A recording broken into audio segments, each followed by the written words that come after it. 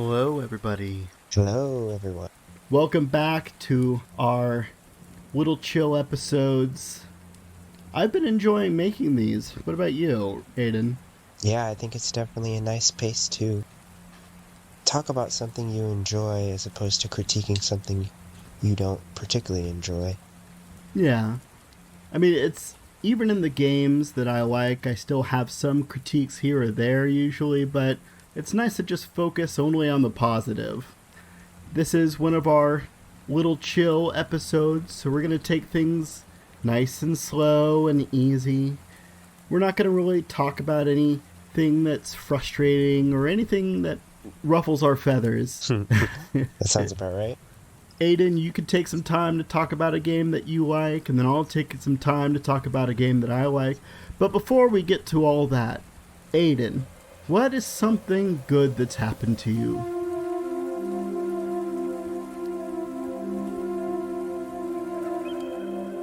Currently this week? Um, I guess so. I mean, I guess you could go as far back as you want to. well, let's see. Something good that's happened this week. Oh, me and my dad went to the barbecue restaurant at HEB, and it was really good.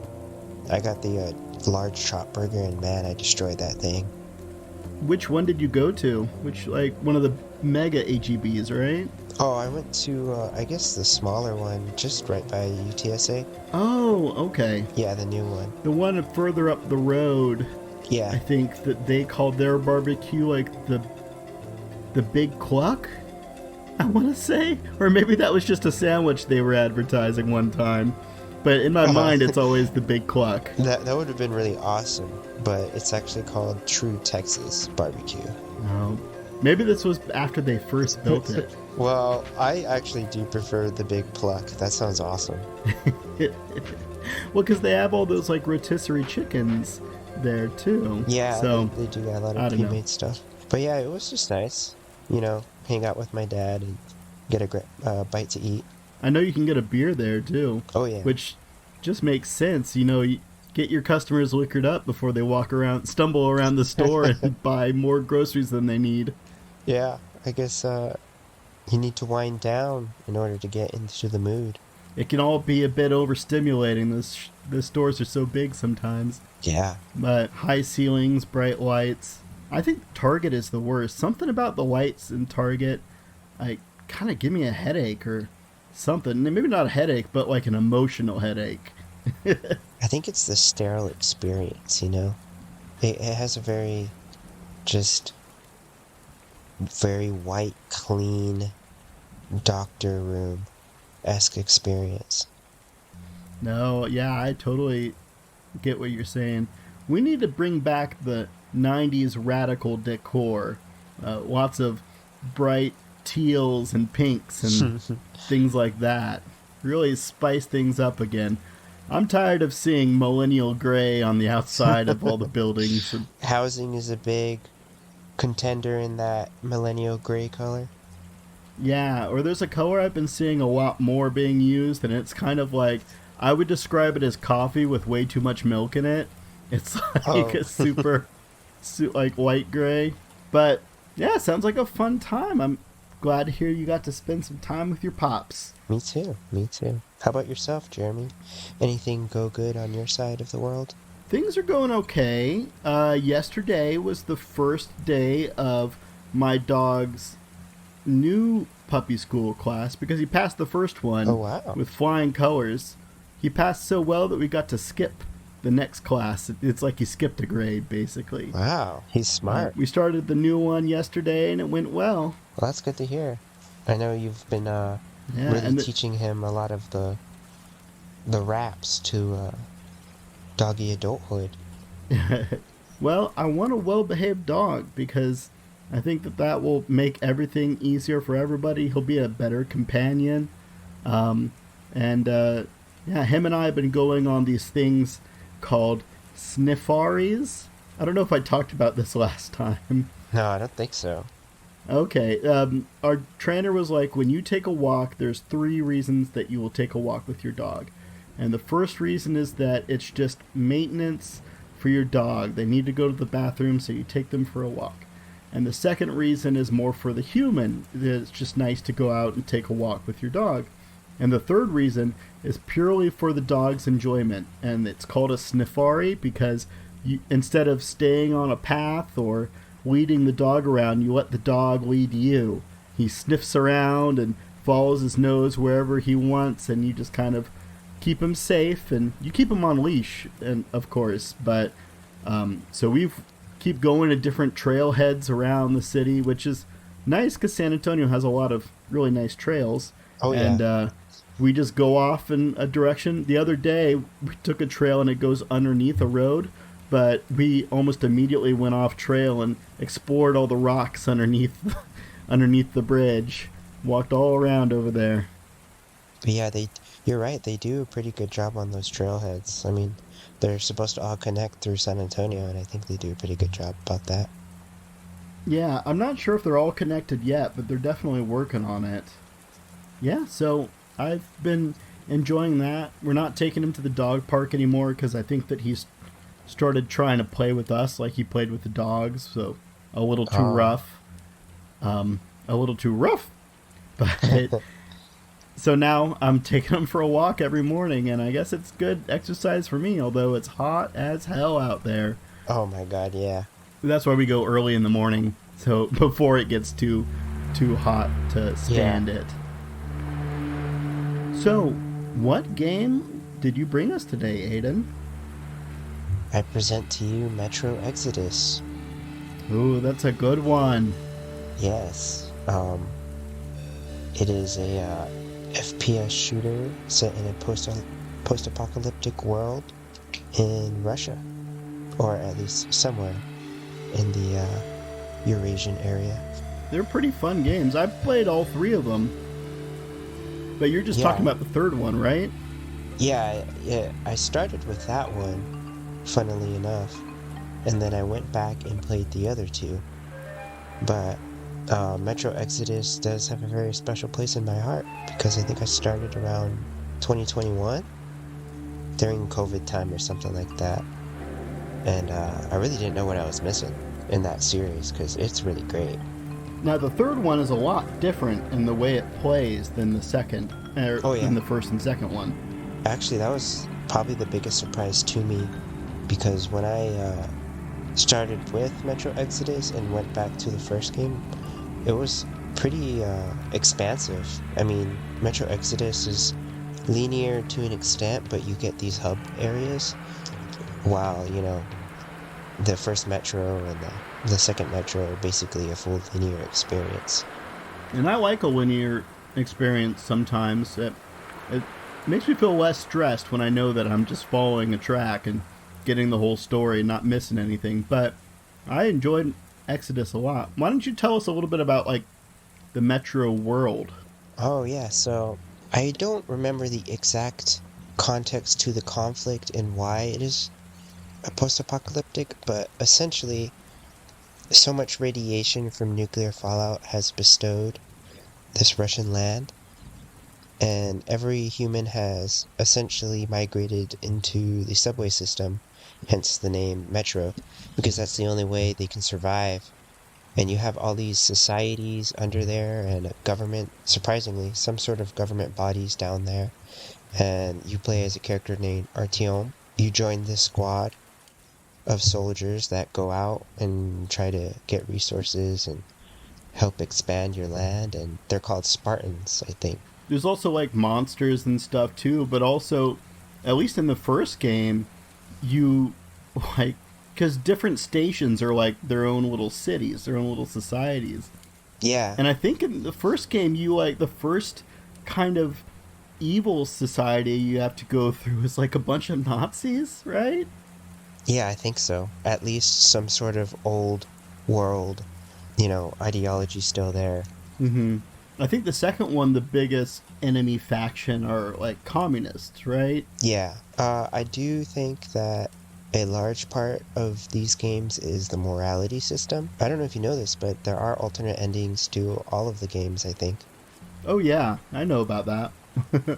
You don't really get told. There's not a bar or anything. Yeah, it's I guess trial by error or error. Yeah, yeah. You just kind of figure it out, and Trial and error. yeah, trial and error. There you go. That's the word I was looking for. But Trial by fire. yeah, but essentially in the first game, you are pushing back these psychic mutants. I think that's what they are. Yeah, It's been a bit since I played the first game, but me too. essentially they have their own society, and you discover that they don't actually mean you harm, and you can either choose to like wipe them out or I guess let them be. And I forget. Do you remember exactly why the mutants were friendly to you? I don't know. Like you, it's been a minute since I played the first two. I think that's kind of the overarching story for both of the first games. Like the first game, I think you're going to find an abandoned like nuclear arms bunker for you to move your city into so you can expand and prosper more. And then the second one deals more with the like psychic mutants. You talk to like a little one, like a little kid one that follows you around, and at the end of the game, if you have like good karma, then the psychic monsters all show up to protect you. But if you don't have good armor, then they don't protect you, and you just die. I think from getting shot by the bad guys. Yeah, there you go. I knew there was a great importance. I just could not quite remember.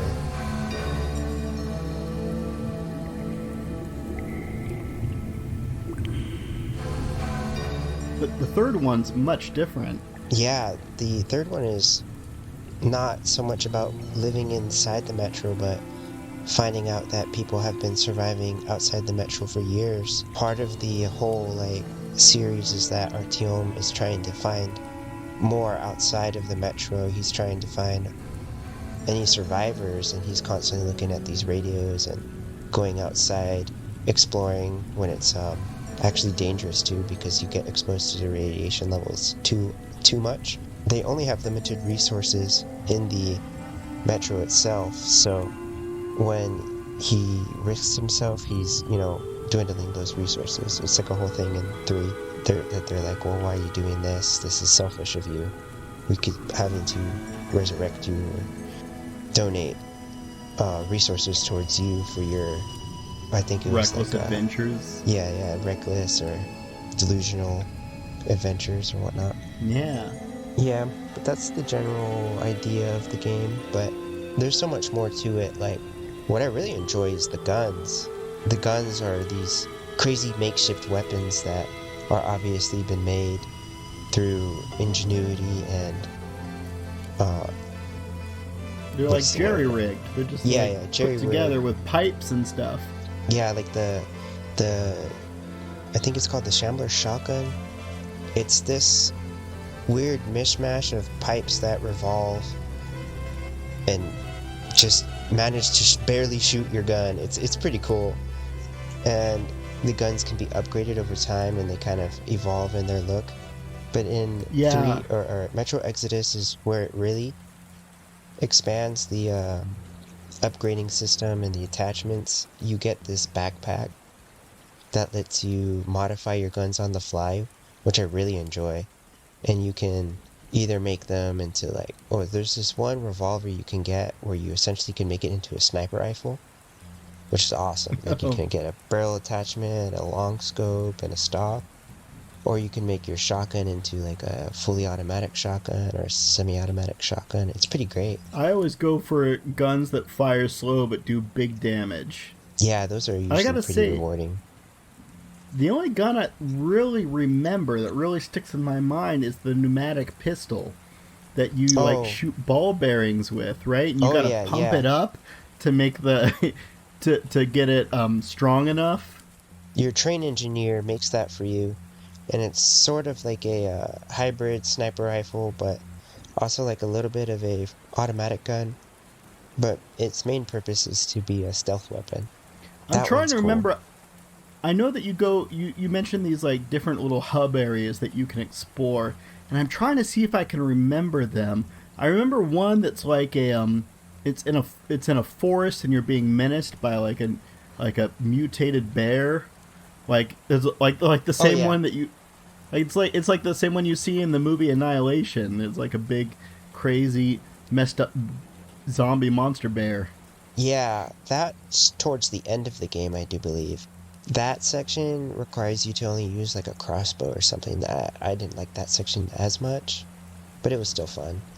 There's a large portion of the game, or at least a fourth of the game. You start in this village that's like I guess the starter area that lets you really explore the mechanics of the game. Like you can spare or kill enemies. You can take these little camps back that offer rewards like upgraded weapons or materials that you need because there's a bit of a survival aspect to the game where you need resources to clean your guns and maintain them because they do get dirty and you need med kits and stuff. You know, the more you talk about it, the more I kind of remember. In the first kind of area world, isn't there like some giant sea creature, right? There's like a Oh yeah, it's a there's a salamander and then there's these crab guys. Crab lobster mutated guys. They're all big, of yeah. course. There's like a bunch of set pieces with the giant salamander, and it kind of menaces you because you're kind of in a swampy area, right? Yeah, And there's like a lake of some sorts that's icy and you have to traverse it in order to get across oh like man, the land. underwater monsters, Oh yeah. they scare me. That is a big thing. If you need to scare me in a video game, that's gonna do it. Oh, you'd love Subnautica then. No, I think we've already talked about my fear of Subnautica. But yeah, this game is great. I mean, you really get that post-apocalyptic world that is just barely surviving. Society is not really much there anymore. I mean, you see all these people in little villages and just barely getting by with scraps of food and ragged clothes, and you're Oh this guy yeah. that pretty much can do it all. I mean, if you choose to. That's the thing. In these games, you can be a menace and just kill everyone, or you can like be the savior of your society. Like you can go out and get miscellaneous items for kids and your teammates, or Oh, you can that's just choose right. not Yeah, to. you can get one of the teammates a guitar, right? You know, Yes. or maybe that's just automatic, but like get a stuffed bear, I think, for the little girl that's on your train. Yeah, Maybe. if you choose to. Have you ever thought about reading the books that the Oh, Metro that's right. series That was based on? um I actually have, but I have not read them yet. Do you have any experience with said books? No, I found them kind of hard to get Oh. and hard to find, especially like English translations of them. Oh, you know, the most memorable part of Exodus to me is when you're in radio contact with these people living in a bunker, and they're like, Oh. "Oh yeah, come on in and come join us. We'll trade with you. We got tons of stuff."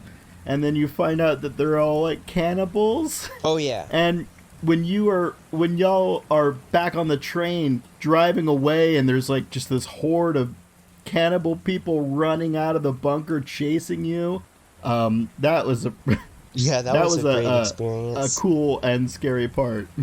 Yeah, that's the thing. There's all these deranged enemies, like you said, the big bear. There's psychic gorillas at near the end of the game. There's these they just call them mutants, but I guess they used to be humans. They kind of look like beefed up ghouls from Fallout. Yeah. Um, Do they call them like troglodytes yeah, something like or that. like trogs, or is that from? I think that I might be thinking of Fallout 3 in one of the DLCs, but Well, they look pretty troglodyte-esque. They look strange. There's these guys called gargoyles. Those guys are annoying. They pretty much just one-shot kill you. But there's these oh flying yeah, creatures that can pick you up and just drop you like a bird. that's right. They're a little annoying. Yeah, and they're tough. The psychic gorillas, I think those are called librarians because you see them in the first game, and it's when you're inside of a library. Uh, And they say as long as you make eye contact with them, they won't attack you. But I don't know if I remember that being true or not. Yeah, the enemies are pretty fun and interesting in these games. The weapons are fun, the settings fun. I think a lot of charm art is placed in these games. I think Exodus probably has the most love as well. Yeah, I wonder if they're ever going to make no, another one. Actually, yeah, there is a VR game coming out. Oh, all right. That's cool. I don't have a VR, so I won't play it, Oh but yeah, neither will I, but I'm glad that they're keeping the IP alive. yeah, I'm very happy about that. It's like when Half-Life Alyx came out and was only on VR, but it was like the first thing Half-Life we've gotten in years. Yeah, I mean, it's just nice to see that it's still around because Metro Exodus was a very great game. Yeah, it was great. I think I might tell this story in the upcoming episode, but I have it. I got it from Redbox when Redbox was Oh going wow. out of business, so you just bought and kept the games, and so I have my physical copy of Metro Exodus up on my shelf, but it's in like a little square Redbox container. Wow. That's fun. I mean, I don't think kids nowadays know what Redbox is. It's been a while since I've heard that name. That's weird to think about. It's out right out in front of the neighborhood Walmart, just down the road. Mine was by a Walgreens, just like 5 minutes from my house, something like that. It seemed like they were everywhere for a little while. Yeah, I mean they're a big deal back in the day. The first time I ever watched the movie Dread, which went on to become one of my favorite action movies, it was from a Redbox.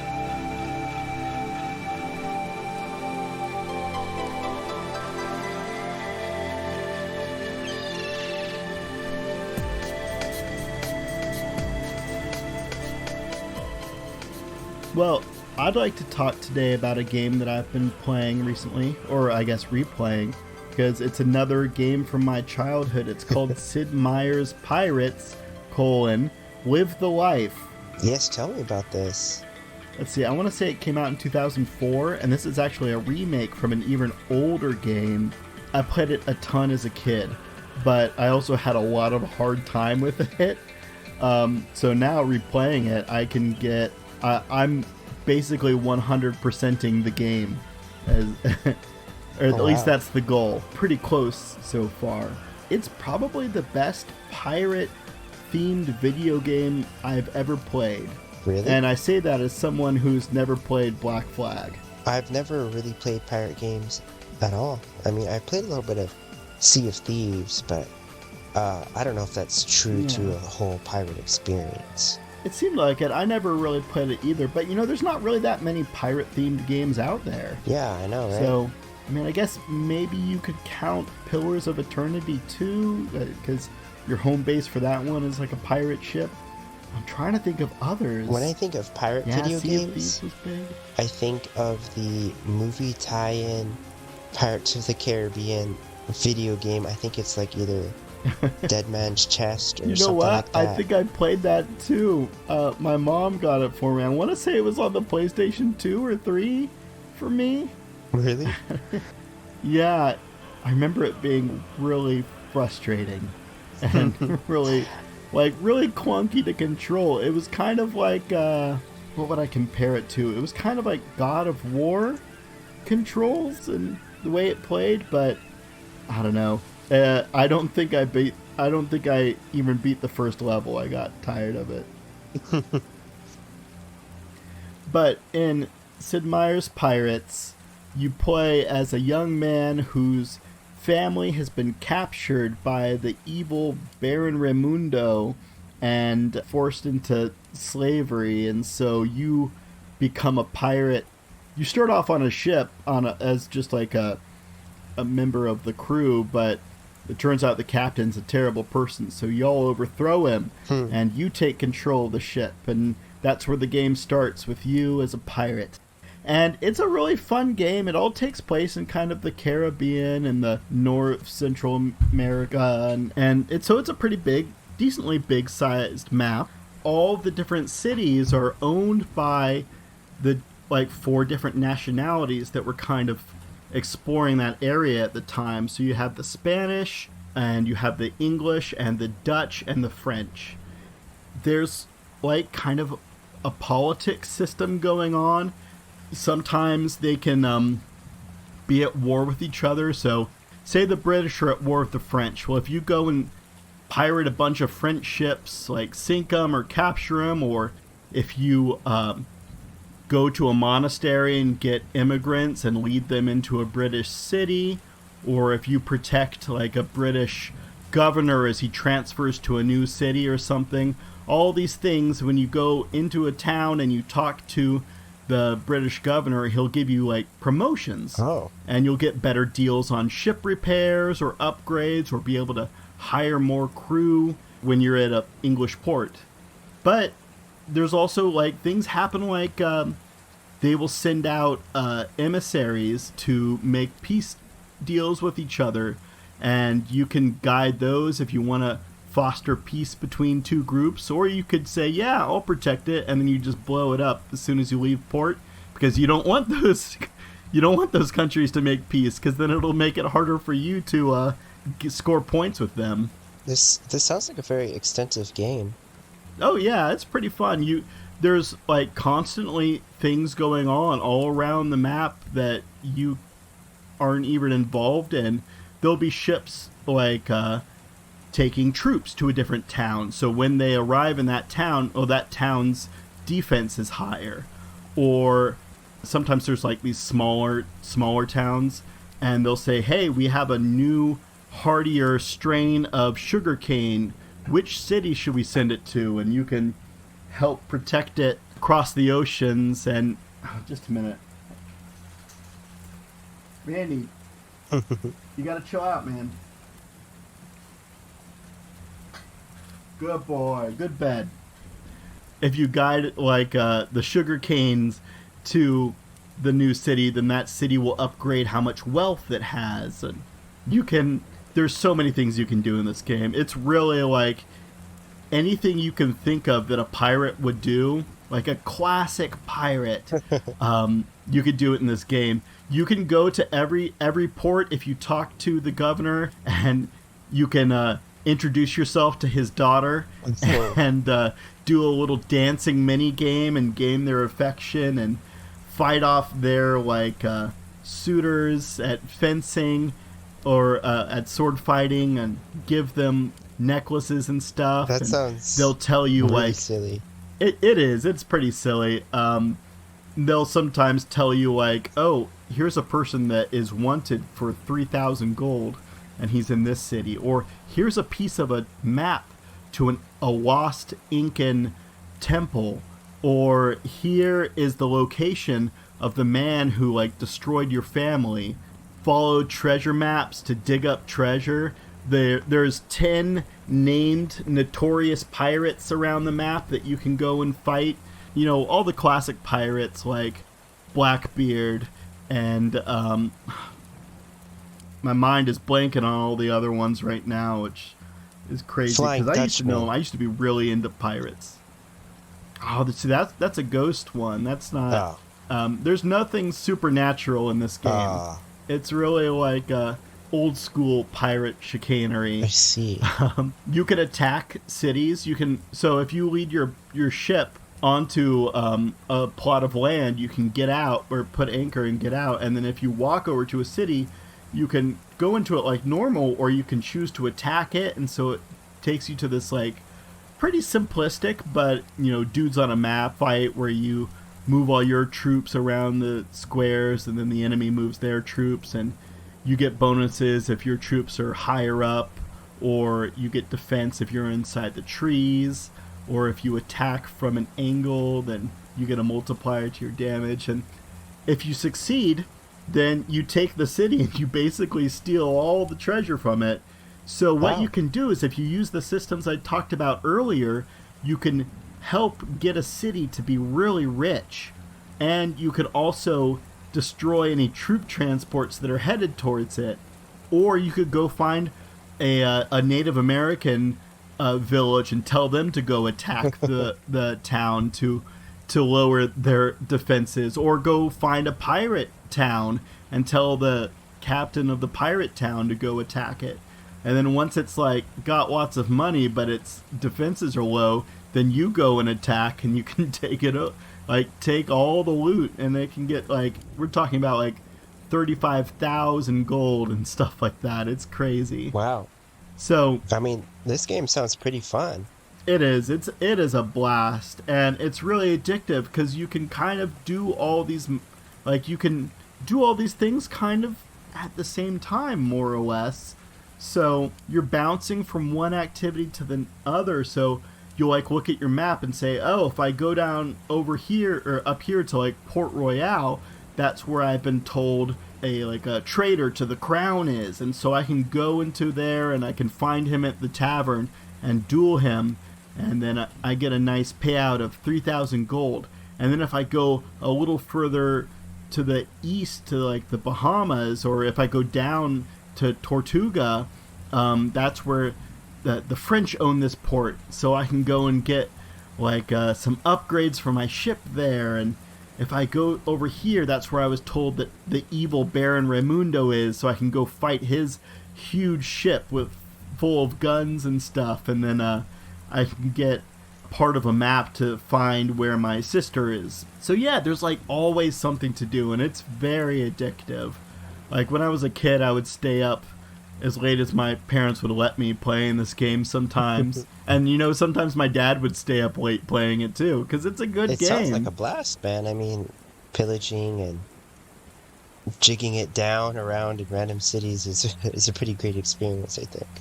Oh, it's fun. There's such, like, you get a real piratey feel. Like, oh, you find a Spanish treasure fleet, and it's 3 ships, but they're loaded up with gold. And if you manage to take them down, you get this huge payout. And afterwards, when you're back on the main map and you're sailing around, you can hear your pirates aboard your ships, like, singing a pirate tune as you sail to the next destination. And, it really gives the vibes. I would definitely recommend it to anybody. The Steam version works pretty well. I've not had a problem with it. And this is the 2004 or 5 game? Yeah. Wow. I think it was 2004. Wow. But, yeah, it holds up. It is a fun game. So in my quest to 100% it, let's see, I've found all the buried treasure. I've killed all the important pirates. I have found all of my lost family members. I have... Oh, what else have I done? Oh, I married a beautiful governor's daughter in Spain, or in a Spanish city. Oh, wow.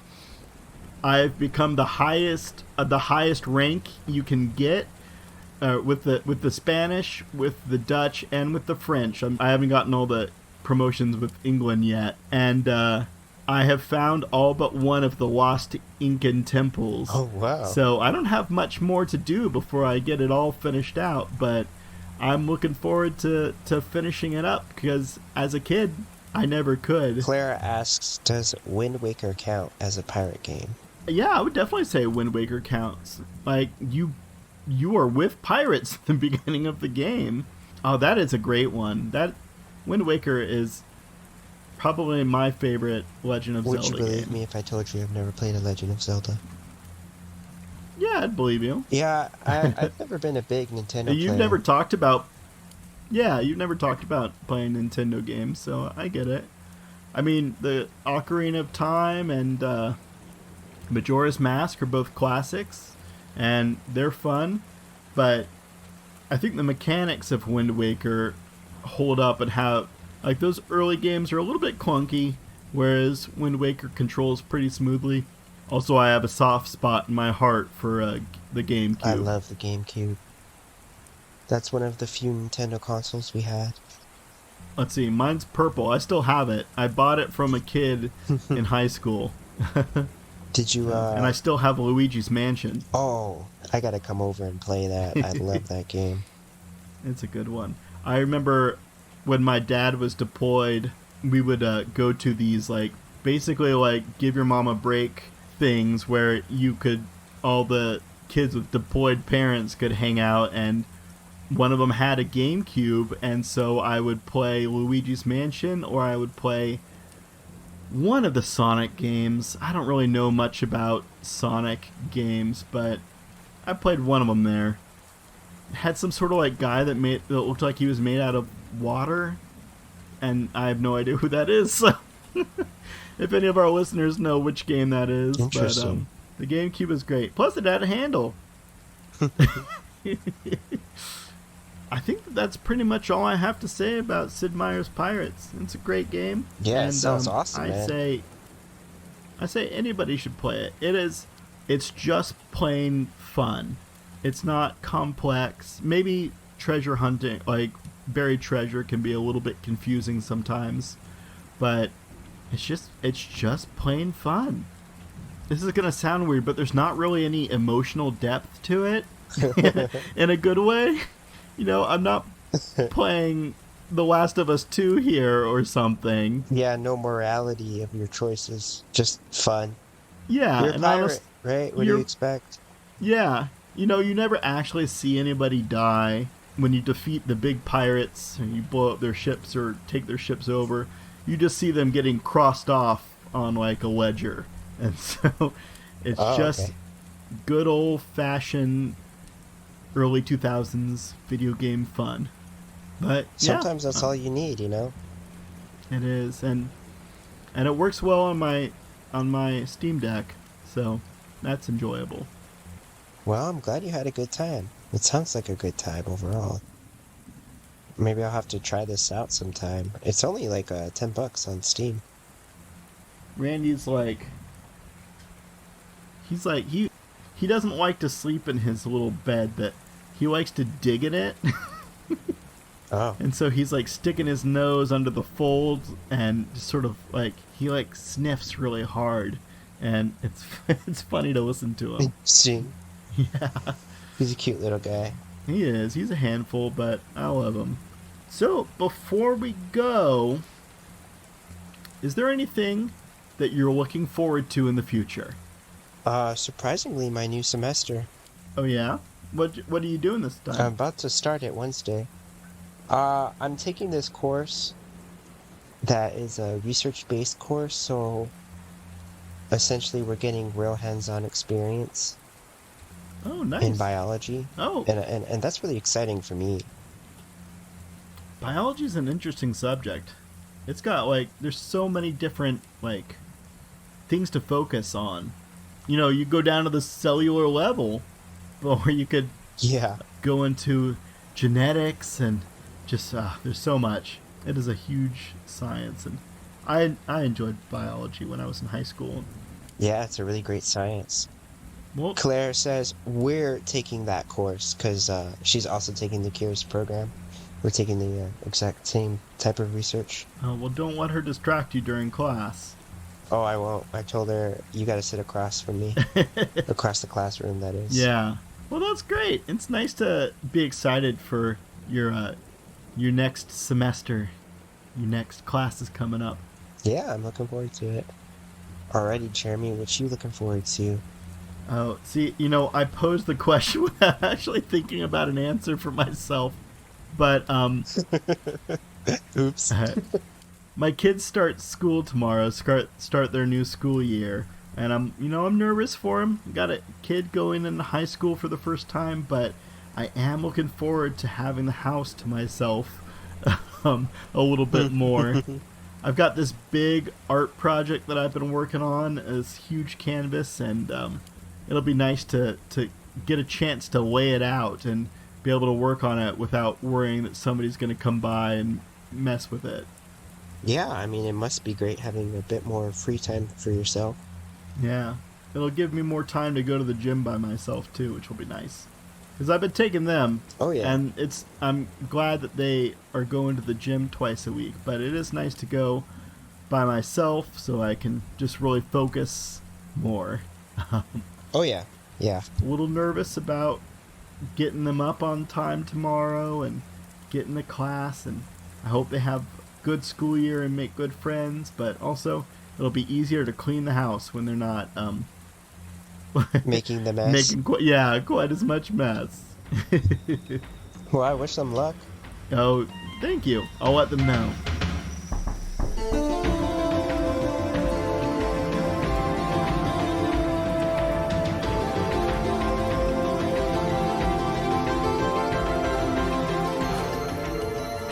I think that's about it for this show. You got anything else that you want to add? Stay focused. Keep learning. Oh, that's a good one. One of my cats just came and sat on my feet. And so it's hard to stay focused, but I'm going to try. Stay focused and keep learning. Everyday learning. Yeah. Always try to learn something new. I think that's a great point to leave off. So thank you all for listening. And keep tuned for our next episode coming out on the 1st. I don't want to give the game away too much, but it's a pretty interesting game that we played, that we reviewed this time.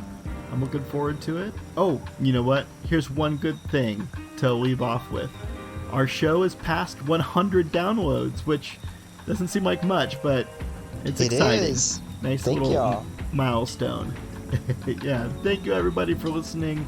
I hope you all have a good rest of your day or night or evening, whenever you're listening. Have a good one of those. Goodbye.